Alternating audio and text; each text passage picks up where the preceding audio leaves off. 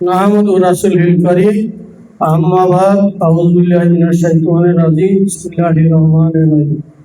হে আল্লাহ পাকের বান্দারা, জনাবে মুহাম্মদ রাসূলুল্লাহ সাল্লাল্লাহু আলাইহি ওয়াসাল্লাম, আমার আখিরাতের ভাইয়েরা, তিনি ভাইয়েরা, আজকে অনুষ্ঠানের প্রধান অতিথি, সভাপতি এবং ডিএডি আব্দুল আওয়াল সাহেব এবং মধুবরী বিশ্বাস এবং হযরত উলামায়ে কেরামের যে একটা সমাবেশ, আসলে এর আগে এরকম কোনো সমাবেশ হয়নি, এইটাই প্রথম। আস্তে আস্তে আমরা আগে বাড়তেছি।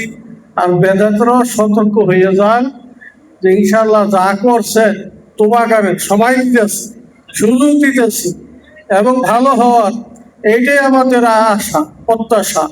যদি আপনারা বেশি বাড়াবাড়ি করেন তাহলে কিন্তু দেওয়ানবাগির মতন, কাদিয়ানির মতন এরকমই অবস্থা হবে। কারণ নারায়ণগঞ্জ আলেম ওলামার মাঠে নামলে কে কোনানে যাইবে এটা অস্তিত্ব থাকবে না।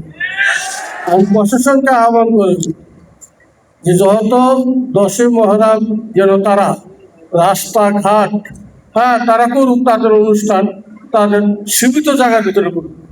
জনসাধারণকে কষ্ট দিয়ে, জনসাধারণকে অসুবিধা করে তারা কোনো অনুষ্ঠান করতে পারবে না। আমরা করি কোনো জনসাধারণ কষ্ট দিয়ে, আমরা একটা জায়গার নির্দিষ্ট জায়গার ভিতরে করি। তাদের যদি এতই ইচ্ছা থাকে তাহলে অবশ্য আমরা তাদের সুযোগ দিলাম।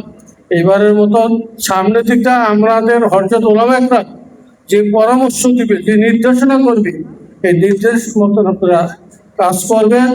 এবং মধুবরী বিশ্বাস, যতবাস কাদিয়ানীদের জম, এই জমকে আপনারা স্মরণ রাখবেন। যখন ডাক দেওয়া হবে যে কাদিয়ানীর ব্যাপারে, তখন কিন্তু ঘরে বসে থাকতে পারবেন না।